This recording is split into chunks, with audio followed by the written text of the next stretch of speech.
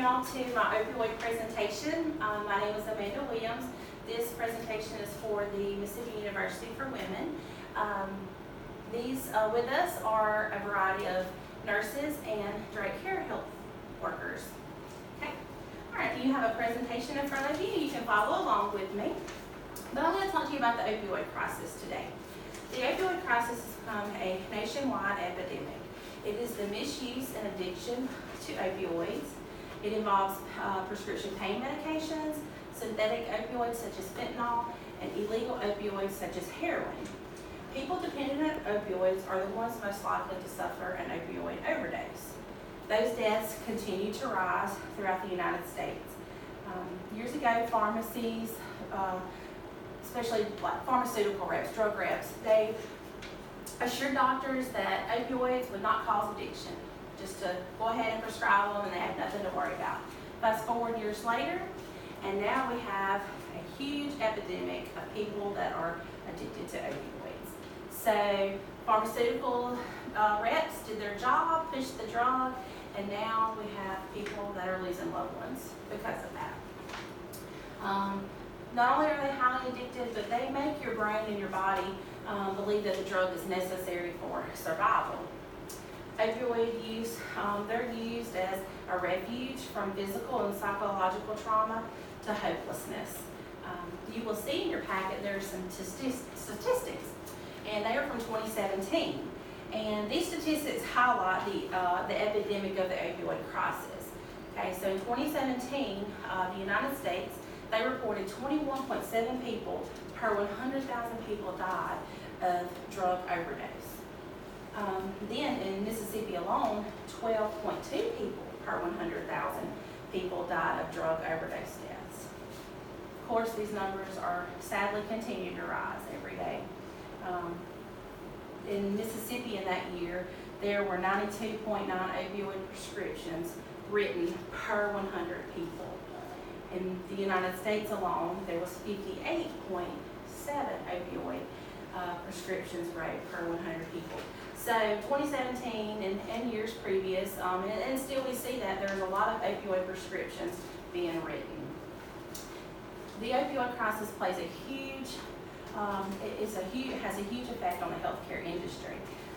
Emergency systems are overloaded treating opioid overdoses. So our emergency responders in our emergency rooms are they're spending more time treating opioid overdoses than patients needing treatment for other health problems. There are also billions spent on medical care for opioid addicted patients. You also see provider-patient distrust relationships because with a prescription monitoring system that they have now, the doctor can check to see if they had any prescriptions written. So your drug seekers that are coming in wanting more opioids because they're addicted to that, they're checking that. So when they find out that they can't get a prescription because they see a trend, then the patients get upset about that. There's also a social stigma of medically assisted treatment. People are quick to judge.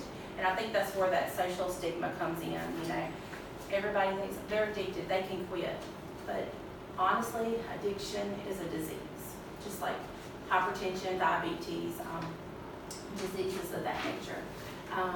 The average person, looking at them, how do you know that they have signs and symptoms of opioid abuse? Well, you have loss of interest in activities, you have quick change in moods, they have mood swings, they sleep at odd hours, they just lost interest in activities, they may wear clothes for 3 or 4 days, or they may not bathe for days.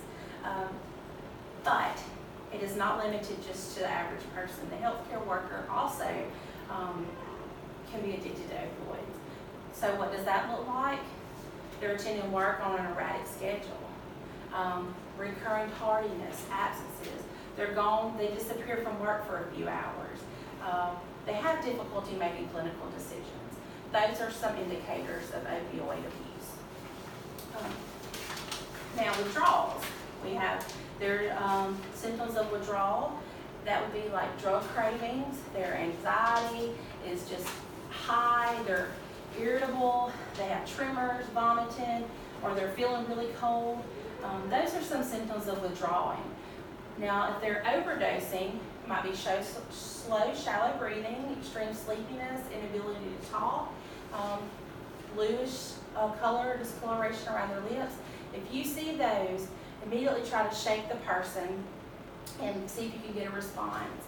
If you don't, call 911.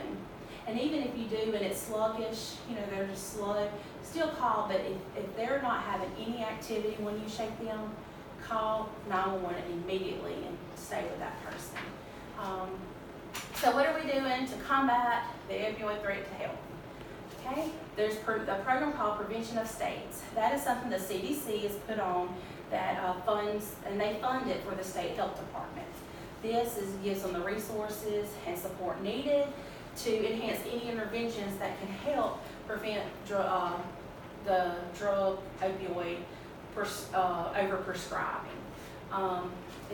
It provides for an easier prescription drug monitoring system, which is the system the doctors check to see of all prescriptions that individuals have had filled at pharmacies. Mississippi is currently not in that yet, but there are 29 states that are. Other ways that we're combating the opioid threat: stricter guidelines for prescribing opioids, medicated assisted treatment. Also Narcan, available to our emergency responders and police officers. That is medication available for those who have overdosed on opioids. It saves their life, but with the proper training, these individuals can administer that and save lives. What can you do to make a difference? Well, as healthcare professionals, we can address the opioid addiction with empathy and awareness. We have to let our patients know that we're there for them and empathize with them. Try to not make them feel different from everybody else. And that goes with the social stigma. People just think they're addicted to it, they can quit and things like that. Also, the Narcan training to be able to administer Narcan in a situation of an opioid overdose. There's some opioid overdose resuscitation cards that you can have access to. Other things are, always store your opioids in a safe and secure place. Never share those prescriptions, and dispose of them properly. Local pharmacies will offer a prescription bring back, where you can take your prescriptions any left unused, and they'll take them and dispose of them properly. Okay. So there are a lot of ways that we can help combat this opioid crisis. It's going to take all of us to work to get there. So does anybody have any questions? Okay. All right, well, thank you for your time.